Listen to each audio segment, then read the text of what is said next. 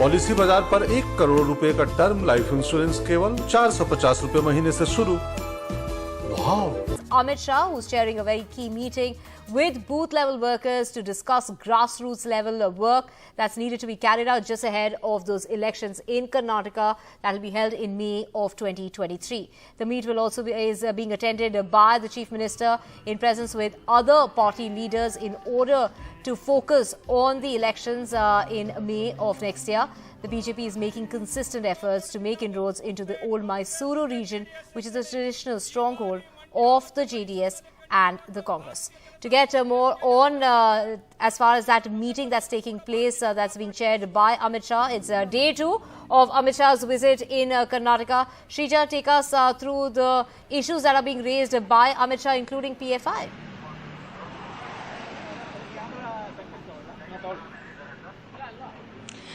Well, of course, what we went on to see yesterday being the first day, especially in Mandya, the heartland of Vokaligas, and of course the stronghold of the JDS and the Congress. And yes, probably could be a very, very rare sight that we witnessed, which was especially a handshake between Mr. Amit Shah and as well as Deve Gowda, the JDS Supremo, and also being blessed at the handshake. In fact, the camaraderie being blessed especially by Nirmalananda Swamiji and also of the Adi Chunchanagiri Mutt, one of the most powerful ones, especially for the Vokaligas. This is and what we did went on to see, especially in Mandya district, was that while addressing a large public, he went on to talk about especially how the JDS and the Congress really have not done much in terms of development, especially for the people of Mandya and Mysuru. Now, these two districts come as a part of the old Mysuru region. The old Mysuru region comprises at least about 9 districts. Now, this has been a very tough and a Herculean task as far as the BJP is concerned, because as far as if you're talking about Mandya per se, it is only in 2019 where the BJP for the first time opened an account. This is only because after one person, especially from the JDS, jumped the ship to the BJP.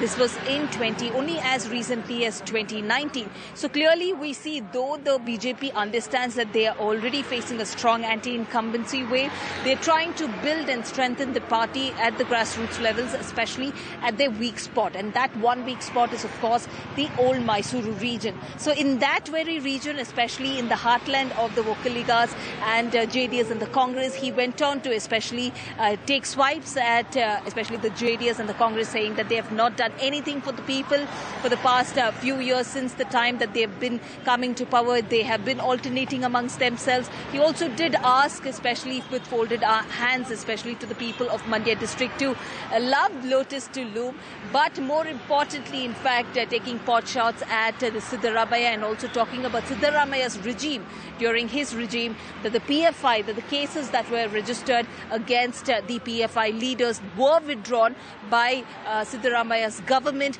but now it is the BJP that has banned the PFI and have sent them to jail. So these were certain things that were highlighted. Of course, that apart, he did go on to play the Hindutva as usual, the Hindutva and the development as the two key strategies, which would of course come up especially and play out in these areas.